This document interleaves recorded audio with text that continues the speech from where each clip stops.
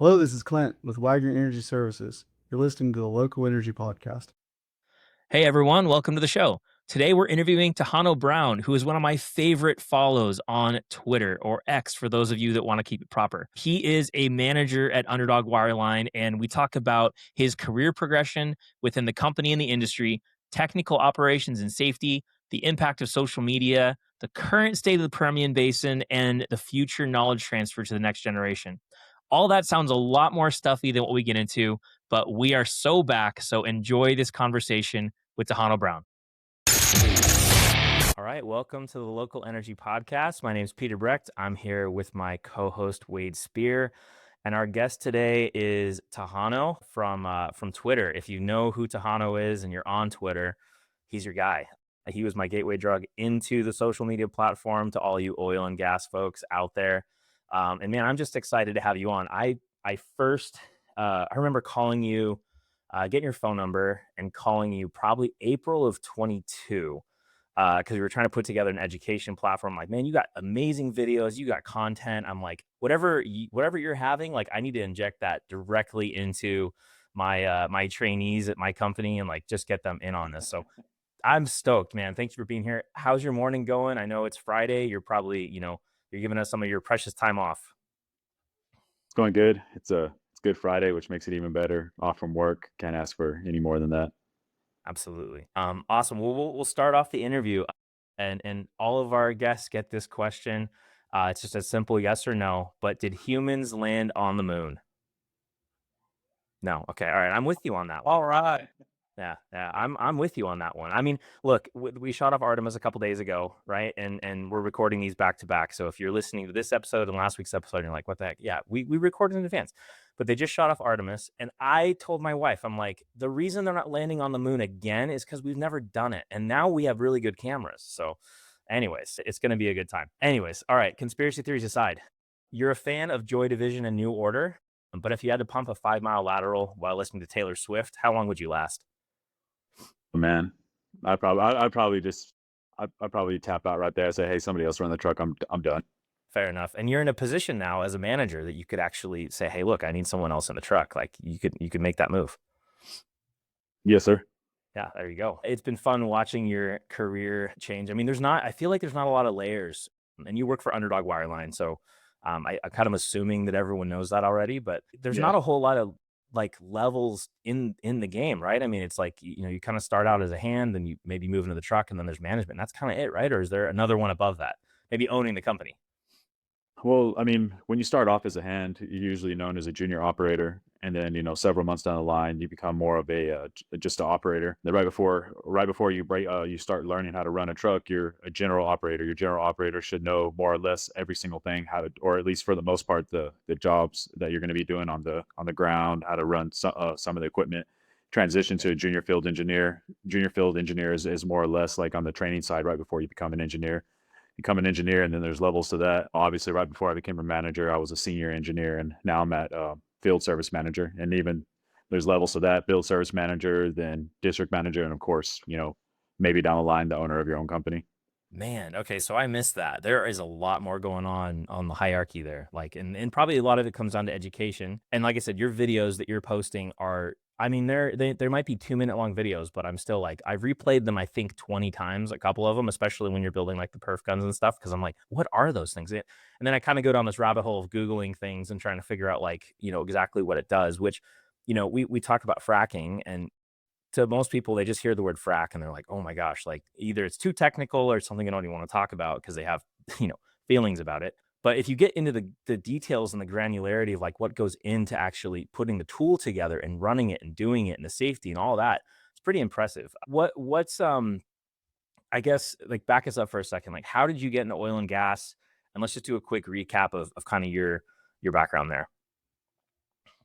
So I graduated from Robert E. Lee High School here in Midland, Texas in 2006, and I knew right off the bat that I didn't want to go to school or anything. So I just went straight into blue collar work. I was working for MISD, and I was a material handler, and that's actually where I got my CDL, which is a very important part of doing wireline. Back in the day, if you didn't have a CDL, more than likely they weren't going to hire you. It's the name of the name of the game has completely changed now, especially with the pump down perforating. But I worked for after MISD, I worked for a mom and pop construction company called Midwest Glass. And the guy that actually trained me, he went off and became a packer hand, a tool hand, which, he was running downhole isolation tools and stuff like that. I called him up one day and told him I want to transition. And he said, "You ever heard of wireline?" I'm like, "No, I've never heard it." I mean, I was as green as can be in the oil field. I knew absolutely nothing about it. And he told me, "Oh, it's easy. All you're going to do is just drive a truck." And that's what I thought I was going to do.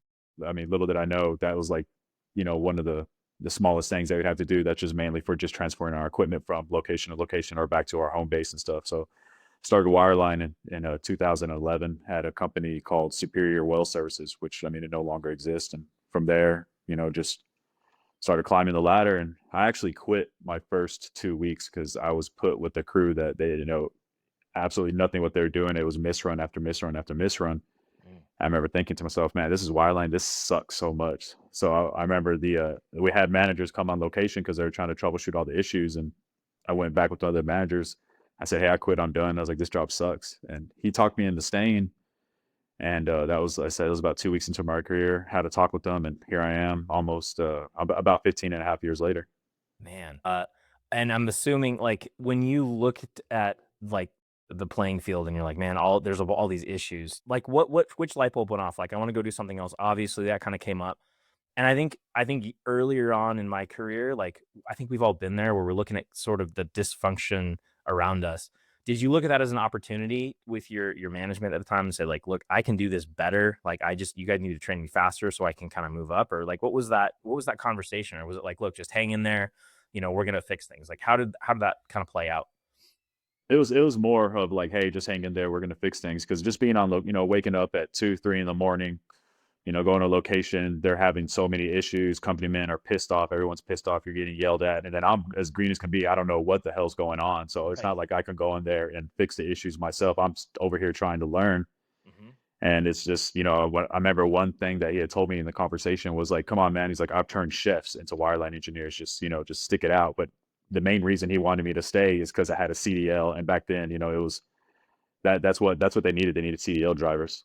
Even So today, we need CDL drivers, man. I mean, everyone I talk to, it's like, that's a job requirement on, I think, everything almost. But I don't know if it sounds like it's gotten easier in some respects, but every job posting that I've looked at, or, we work with a lot of companies ourselves and like trying to help them find people that need jobs. And a CDL is always on the thing, but and it's not easy to get, right? And that's the other part.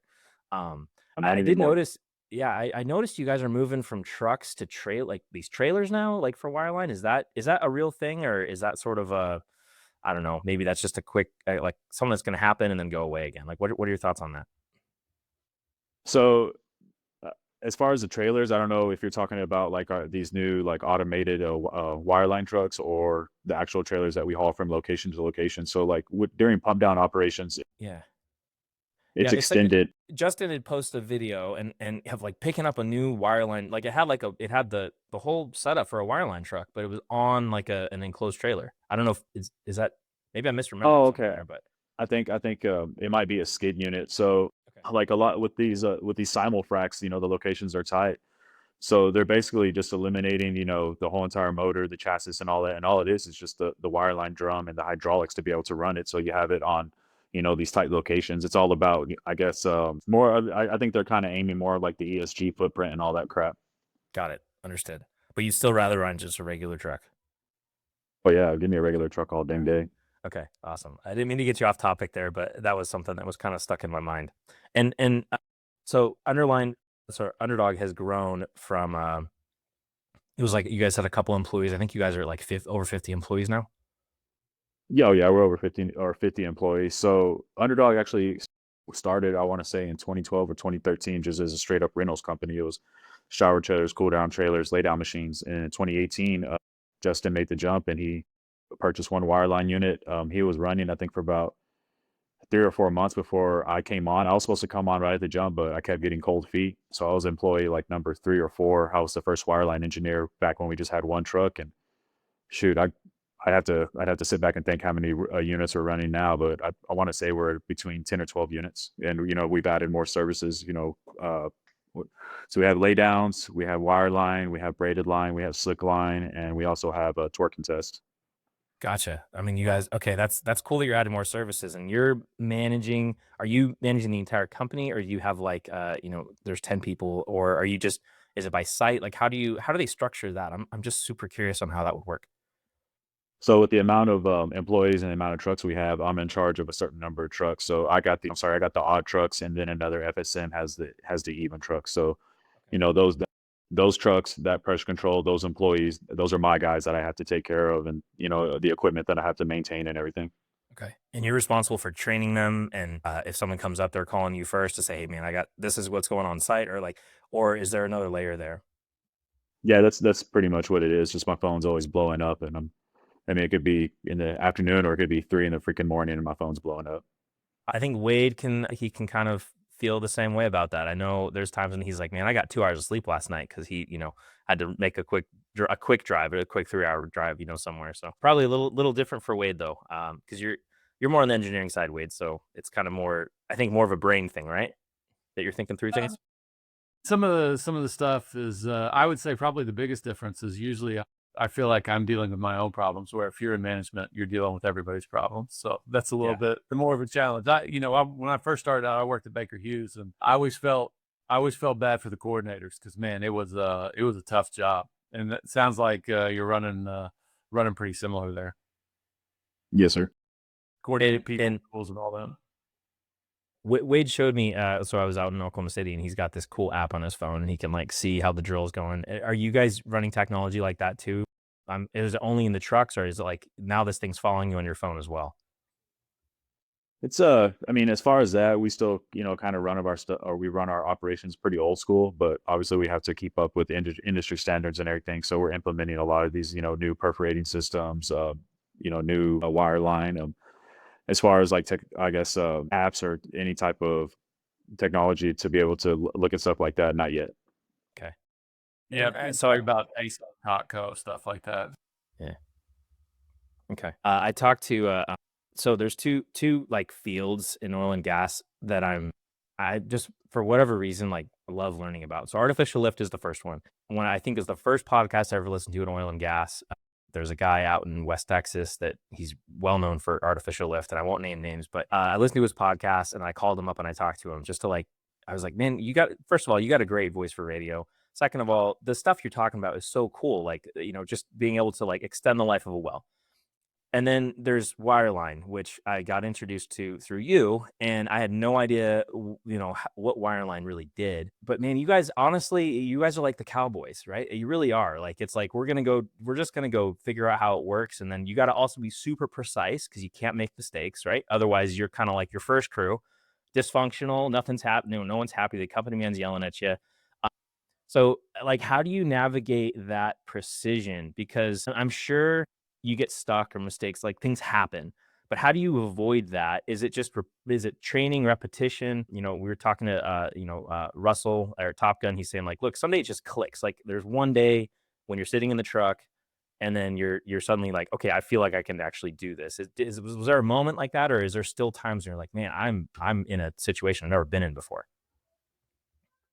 I would say it's both. So I know who Russell is. I'm well aware of Top Gun. Oh yeah. That's an awesome school. He's a good guy. He's reached out to me a few times. So it's a lot of training. It's a lot of repetition. For the most part, a lot of, especially in this day and age with the hydraulic fracture and everything, wireline. It's a lot of repetition because it's basically assembly line work. Cut, copy, paste stuff with pump down, perforating, and the fracks and all that.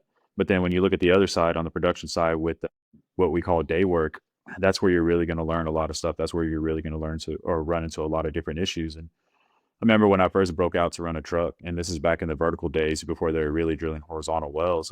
I was a nervous wreck. Like I mean, you could train for years and years and years, and you're never going to be ready. I mean, I've been running a truck or I did run a truck for about 12 and a half years. And I would tell people that were just transitioning into training to run a truck, I was like, you're never going to be ready. I was like, I'm not even ready. And I've been doing it for over a decade. So of course, there's been times where I've been stuck in a hole, and inside, like I'm like nervous as hell, but on the outside, I have to keep my composure because I can't show this company man like, hey, that I'm scared and all that. Because more than likely, he can call management or, hey, get someone out here that knows what the hell they're doing, or worst case scenario, you get run off. I think, let's see, it was probably, so I broke out running a truck in about late 2013, early 2014. And I want to say probably about 2016, 2017, I went to another company from where I was at. And it's like you said, something just clicked in my head. And I was just like, man, I got this. Like I can do it. But there's still always that sense of nervousness whenever you're starting a brand new job, when you're going for a new customer, because you just want to be able to perform. You want to make sure that, reputation is everything out here in the oil field. I was like, you could do a million jobs successfully, and the first time you have a mess up, they're always going to remember that one. They're always going to critique you off that one mess up, no matter how many good jobs you do, which it sucks, but that's the name of the game. Yeah, and are you pulling other, like, if you do have something where you've never come across it, I'm just saying, like, that maybe there's that moment. Are you calling other wireline engineers to say, like, look, this is what's going on. Like, here's a picture of my data and my information in front of me. What do you think? Or is it like you don't have time to do that and you sort of have to just, I don't know, keep reacting until you figure out what that movement is? I mean, you want to keep reacting. You want to keep trying to make progress to be able to correct the issue, whatever it may be. But at the same time, I mean, you have so many people, in your back pocket that you can call, whether it's management, whether it's other guys at different companies. I actually have a story about that. So back in 2020, right at the height of COVID, I was stuck in a lateral well, and I was stuck like at 20,000 plus feet. But probably weeks prior to that, the engineer that actually trained me to run a truck, he told me a story, and everything that they were stuck out on a well here in the Permian, and they told me everything that he did. So I talked to consultants, because at this point we had tried, for several hours to get free, and they were already at the point of, hey, let's just pull out a rope socket, let's leave tools down hole, let's get out of the hole so we continue operations. We'll just go back in, we'll coil, we'll fish it out, blah blah blah. So I made a suggestion. I was like, hey, we're already at the point of, you guys are asking me to pull out a rope socket. I was like, can we try this? I was like, worst case scenario, we rip out a rope socket. Best case scenario, we're free. And I got free. So it was pretty cool what I had to do. Yeah, I'm glad. Come on. Getting free, and especially, I mean, that's so it's not true vertical depth, but being that far into the lateral, I was, you feel like a badass. Heck yeah. Dude, whenever I hate fishing, right? And I'll be honest, like on the drilling side of things, I also hate wireline, because that's like usually means it's a bad day, because I'm usually running free points, right? But Yeah. whenever you come out with fish in the overshot or whatever, oh my gosh, man, it just feels like your whole body relaxes, like your shoulders just. It's I agree with you. There's tons of stress in that. That's awesome. Yeah, we have fishing with braided line, and we got some good guys that know how to do it. And we have an app that we have to keep in constant communication of all the jobs we're doing. So every single time they make a fish, I always think it's funny. They put a little emoji with the fishing line in a reel, and they always put fishes on bank. All right. That's That's awesome. good. Yeah. For us on the drilling side, like the consultants, they seem to always take a video, just as the overshot's like coming up above the floor, and so you're seeing if you've actually got it or not. So I usually, I know, like, it's really stressful while you're watching it, because of course they're like, there's like 30 seconds of just watching, like, drill pipe and everything come up, and then you see your fish and everything. But I've realized now, like, they only send videos whenever we've actually got it. It's always a phone call when we don't have it. Oh yeah. Oh yeah. I think any job comes with stress, but I guess are you more like, it's kind of a weird thing. Like, there's stress and there's adrenaline. So you have adrenaline, I'm sure, that's just pumping through you while you're actually doing the job because you're on task, right? But then there's got to be like a little bit of an adrenaline hit after it's fixed too, right? So which do you think is stronger? Like, if you like, I think, and maybe I put it this way, you probably keep doing it because you get such a high off of getting the job done. There's got to be a part of that, right? Oh yeah. So like, one thing I was never really a fan of is night shift, because it's just, I mean, I would call it zombie shift. The human body's not made to work at night and all that stuff.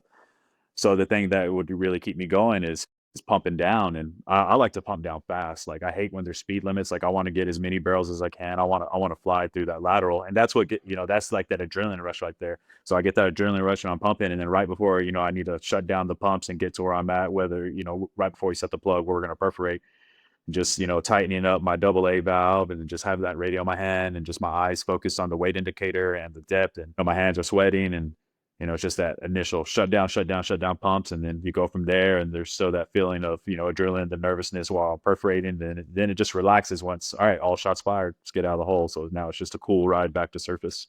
Okay.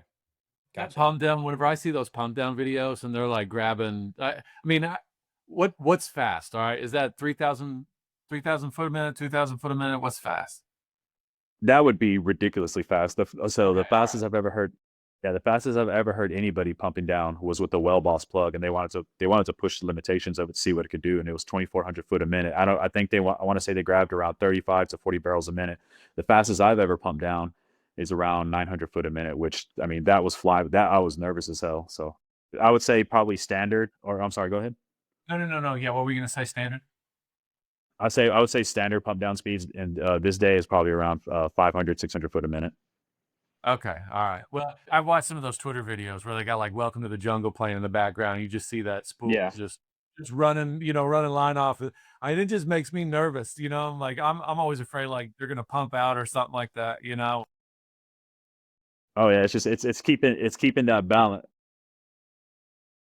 Oh, I mean, in the vertical days, that one was fun. So like so like it's back in the day when we were just doing just straight vertical wells. I would run down hole, and we're not pumping down, so it's all gravity fed. Maybe around 450, 400 foot a minute, just going down hole. Obviously we have a plug on bottom, and we don't want to mess the plug up and possibly preset. But once we set that plug and we shoot it, my objective was to get out of hole as quick as I could. So I'm coming out about 1,000, 1,200 foot a minute straight back to surface. Man, and so that yeah, but Wade, would you ever like I don't know, I got invited to go, take like a wireline class, right? And just because I don't know, I don't know why, like I can literally I use a mouse most of my days. I have no idea how to do any of it, like but some nice people were like, "Hey, we've got 2 training classes in April. Come on out. You can sit through one of them, ask questions." Like apparently my curiosity is going to kill me, but would you ever run a truck weight or try it? Like I don't know, just someone's like, "Hey, have a seat. I'll guide you through it." Would you take a shot? No, I would never do that. I mean, I've sat in a wireline truck for, I don't want to say a lot because I mean, of course, compared to guys who do it every day, no, not Right, very right, often. right. Enough for my own liking because, I mean, we're sitting there, we're either pumping down string shots or free points and doing all that stuff. And so, yeah, I've had to sit there. I've had to sit there and deal with it, but I would never, there's no way I would ever want to sit there and run that show. We've got people who are experienced in that, and those are the people who I would want to trust to run the Yeah. pop down. Fair enough. We'll go in a little bit of a different direction right now. I'm gonna put my I took Spanish, first year Spanish for 3 years, really successfully. But I'm gonna try my Spanish right now, and I got a question on it. But we're gonna title this episode based on something that you had shared with me on Twitter, which is gonna be "Nosotros estamos tan de vuelta." All right. I don't know if I got that right. You can critique me in the comments. But it means we are so back, and then it's so over. I mean, it's this constant repetition of up and down in the oil field. So how does that translate to the vibe in Midland? Like, what's going on out there? Like, lots going on in the bigger world, I think. But WTI, where it's at, what's the vibe? Well, it's weird. So I mean, obviously, we got triple digit WTI, triple digit Brent, but the Permian's not moving like that yet. Like we're not moving like, hey, there's $100 barrel. Like people see that and automatically think that it's going to be, guns, or balls to the wall, freaking drill baby drill, all this crap. But it's gonna. I mean, the Permian it's so exhausted, it's so depleted. There really isn't a lot of acreage. There really isn't a lot of good, quality rock. It's pretty much tier one is drilled through. So, but I mean, at that price, and especially if that price is sustained for, I believe, for several more months, everything is tier one. We're just going to start drilling what we have left. So Yeah. it's weird. It's a lot of mixed signals. People are still undercutting, they're still underbidding, prices are still low, especially for all oil field service companies. I mean, shoot, they just shut down a really big wireline company here the other day, like this past week. I was really surprised by that one. So, and they're very well known. Obviously, I'm not going to say the name. Yeah. Yeah. Man, that's Just, tough. I think the cycle time from like when you pick up a rig to trying to produce it, I mean, you're talking 3 to 6 months, and this kind of deal is, who knows how long it's gonna last. Do you guys do any like workover stuff? I mean, I could see where if you've got some wells that are shut in or needed some workovers and stuff, that like the cycle time on that could be possibly just weeks instead of months. Do you guys do much of that work? Are you seeing anything increase there? So I would say that's 95% of our work.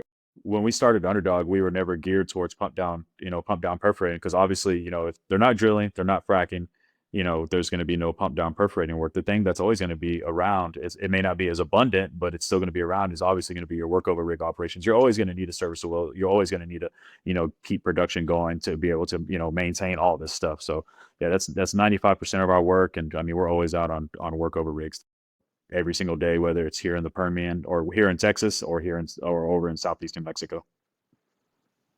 Would you guys, I mean, is expansion, is there enough, I'm sure there's enough work where you guys are at, but is there like an ambition to where like, okay, now we want to go, work up in Pennsylvania, Ohio, or is it like, let's just kind of stay in our footprint and we know what we're doing here? Or is it, maybe it's different. I don't know. Like, what are your thoughts on that?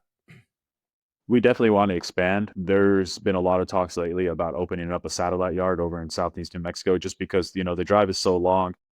Yeah. If we have some equipment out there, unfortunately, I mean, this happens if somebody forgets something or some equipment goes down. At least we have a satellite base that's a lot closer over New Mexico versus having to drive all the way from Midland, Texas. We've worked as far as out west in El Paso.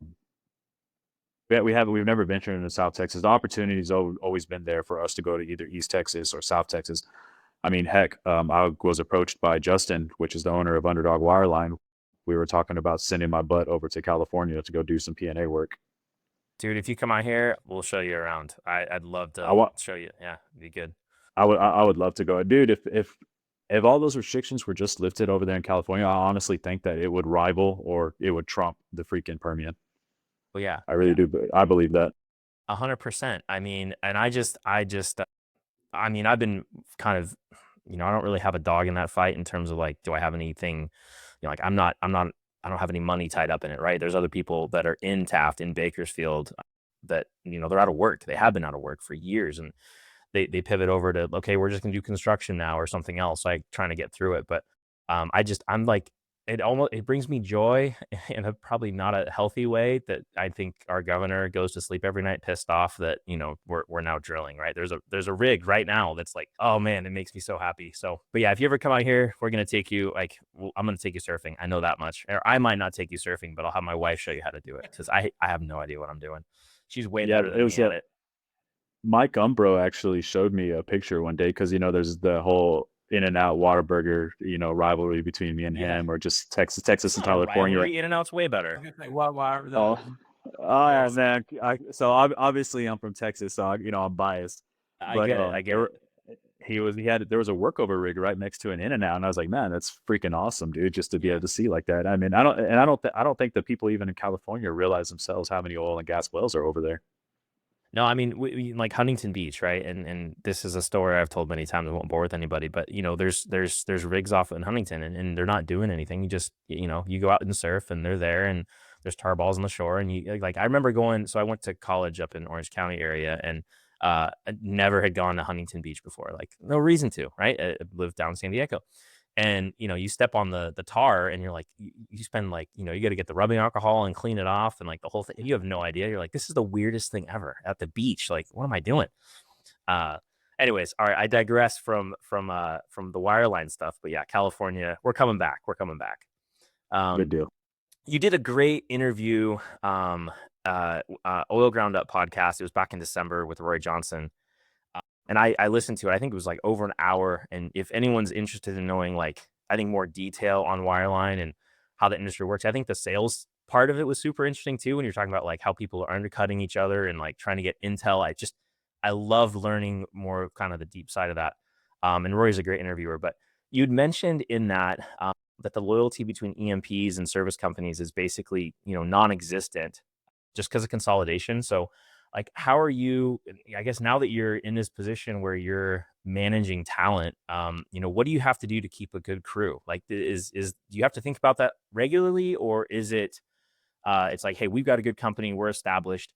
I've been in that position before where it's like, we had people that wanted to work for our company because we were unique in certain ways, and could, I think the environment, the atmosphere, the people, the professionalism was different than other places. But like, what's it like at Underdog? Do you have to think about that, on a regular basis? Yeah. So, we've had a couple of guys that obviously, they're going to leave, to chase, a buck more at Joe Schmo Wireline or whatever.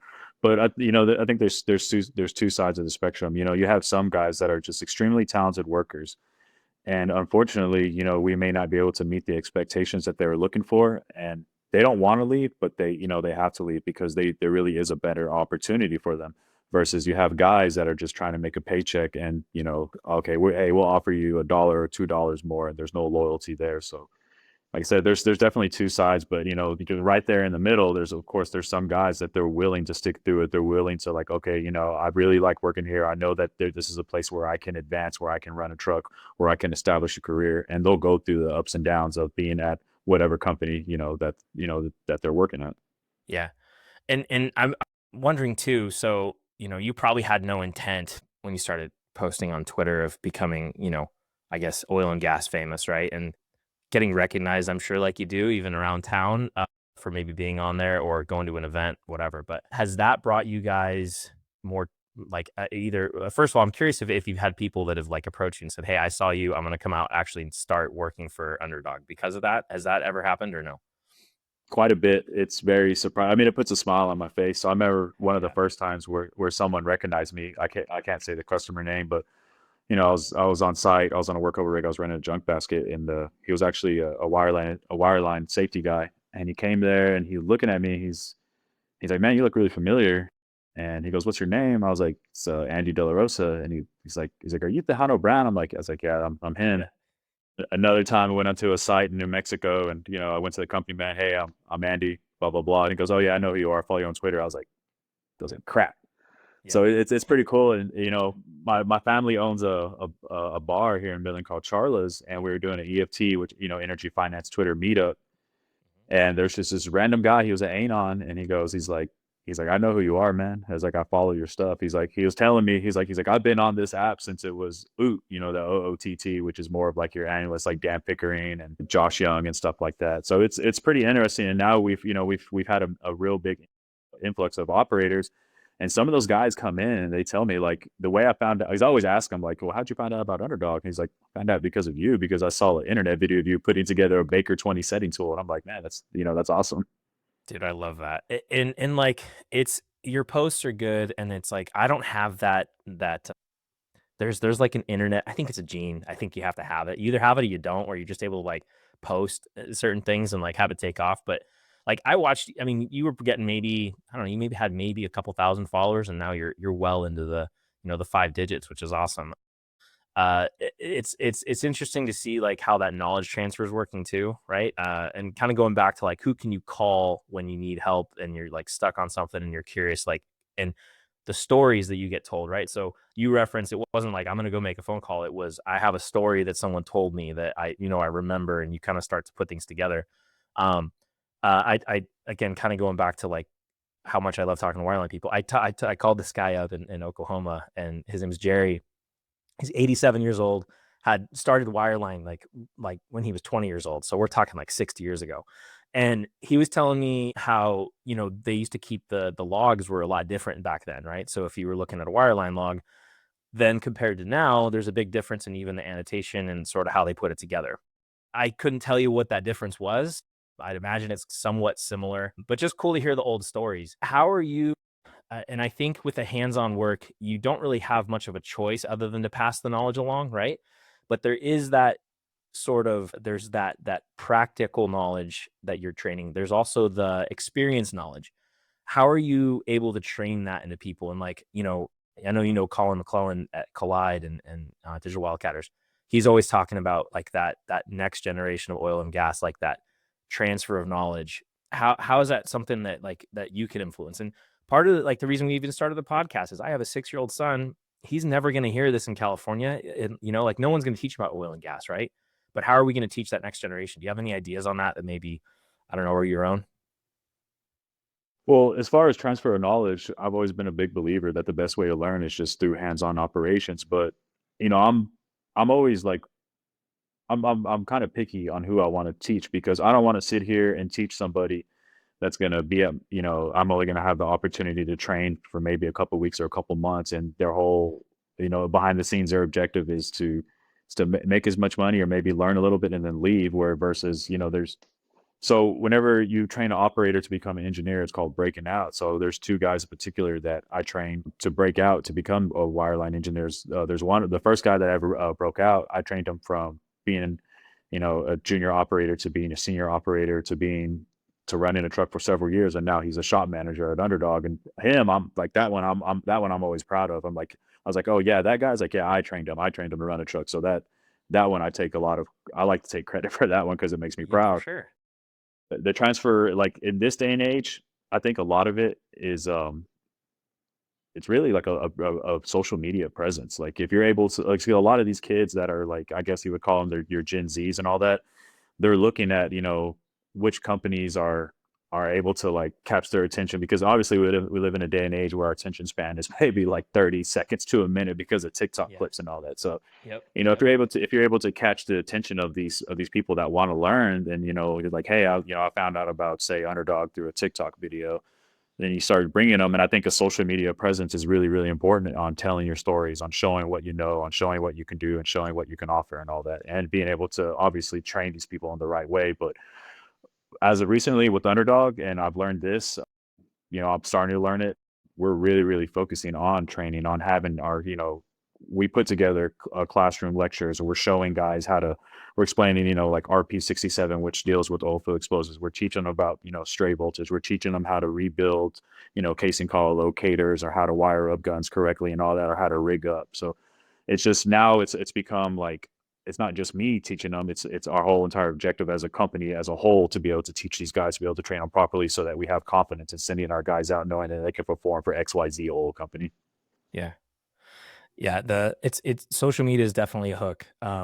I was resistant to it for a long time, just like I didn't want to be on it for, I don't know, you just kind of think of it as, you think of it in different terms, like, oh, I'm putting a lot of my time into it. But from, creating, right? If you're the one that's actually making the video, putting the tweet together, or even going on LinkedIn, like as tough as LinkedIn is, there's a lot of great people on there where you can like actually meet and learn from them. And so kind of using all, but you got to find what you're good at, right? Like, I'm not particularly in love with TikTok.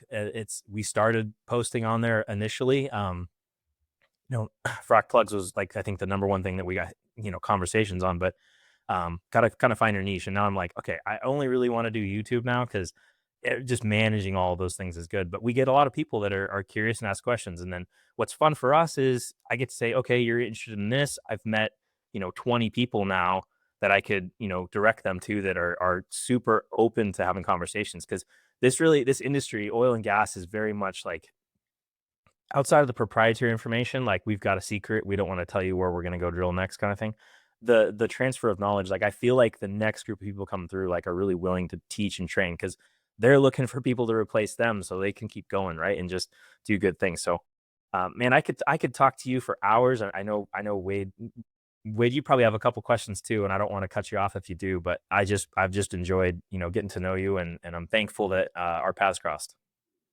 Yes, sir. Oh yeah, always appreciate this, especially like, I tell people, like, well, hey, I got a podcast I got to do. Like, they're asking me, oh, is it with so and so? I was like, nah, it's some guys from out of California, dude. Right. Yeah. Yeah. Well, Wade balances me out, because if people hear it's just oil and gas in California, they're like, man, like, I'm not getting into that. But then Wade, I say, oh, no, but my co-host is from Oklahoma. They're like, oh, okay, this makes sense now, right? So I just live here Yeah. because my wife won't leave the beach. What am I supposed to do? I'd probably move to Oklahoma, honestly. I love it there. So Yeah. I haven't got to go, but I mean, I'm sure eventually I'll end up going. yeah. Well, I think It's Wade will tell you beautiful all out the there. good places. It's Beautiful. beautiful. Yeah. Oh yeah. It's I've a seen, great place. all the oilfield Oklahoma bros and the oilfield Texas bros. It's almost like this little rivalry. So we always got to like pick at each other and stuff. Oh, and everything. I mean, whether it's OU, Texas, or oil field or whatever, there's always the Red River right there is the only thing that separates us. So Oh yeah, for sure. it's a lot of fun. Yeah, I've made it down to Midland a couple of times. I was actually down there a couple of weeks ago. One of the questions I had, and this one's more of a fun question, but I'd never heard of Charlas until I started following you on Twitter, and you kind of mentioned it here a minute ago. So, like, tell me about Charlas. What is this? I mean, like you said, this is I've realized this is a place where people meet up and all that. And it's made me want to drive all the way to Midland just to show Oh, yeah. you, want to meet everybody. Yep. All right, so it's my family owns it. It's a Mexican bar and restaurant, Mex-Tex and all that. I really don't eat there that much. The food's all right. I mean, I guess eating there so many times, you're just like, it's whatever. It was crazy. It kind of became like a little meme, amongst, the oil and gas community on Twitter, because I just kept like pumping it out there. And then I run the Charlas account on Twitter and stuff like that. And we would do these big, we would do this big EFT meetups. And man, some of them would be awesome times. Other times, unfortunately, not too many people would go. But I remember one time freaking Chuck Yates, Case with Diamondback, Colin, all of them, they sponsored it. And so we had like all this extra money, and I ended up giving them like, everyone just like, or not everyone, but the bar staff and all that, a huge tip. But, they love it because whenever they know that I do these little events or whatever that I'm bringing in, obviously I'm bringing in revenue from them, but it's like upwards of like 20 to 50 people, and it's jam packed. So it's a damn good time. That's awesome. That, and the only thing I knew about Midland, I guess, was that, what's the hotel, the Midland Hotel? The first time I went there, I stayed. It's got like 2 towers on both sides and a pool in between it. Do you know what? Oh, that's freaking yeah. I think it's called the Wyndham now. Yeah, I think it was a Hilton before. So yeah, that's like a little like, I guess EFT to oil and gas community highlight there with all that stuff. So I know everyone's super excited about the new Omni Hotel, which I mean, I don't really care. Right. Yeah, Omni's fancy. I've never stayed in an Omni before. It sounds. There's actually one. There's one here in Carlsbad, like probably 20 minutes from my house. But they're fancy, man. Those are up there. That's cool. Good stuff. Well, man, I can't wait to make it out. I hope I get to come out and see you guys. I'd love to I don't know. I don't own a pair of square toes, so that's going to be a problem. I'm going to need to get recommendations on that. I also feel like a complete imposter or poser if I was going to buy a pair of square toes, because I don't know, you got to have the calluses to go along with it, but I'll have to ask for your advice on that. And I hope I get to come out and meet you in person. And man, Wade, you might as well, let's make a trip of it, man. That'd be good to just hang out and see what's going on out there. Well, yeah, it'd be awesome. I'm not as fun as I used to be since I'm in the field, and I always tell my boss. I've been telling my bosses lately. I was like, "Hey, I'm gonna pull a fast one on you guys. Like, as soon as my ankle's completely healed, I'm going straight back to a truck." And then Justin tells me, he's like, "The hell you are." Yeah. So he's just telling you not to get back on a skateboard. That's all. Oh, I want to get back on a skateboard so bad, dude. You better, man. Yeah, it'd be great to see it. I love watching that, and you're my favorite follow on Twitter. So thank you guys. We'll have links in the show notes. Anything we talked about, we'll make sure we have it in there for you. If you want to look up Charlas, you want to look up Tejano, you want to look up any of that fun stuff, and we'll see you again next week.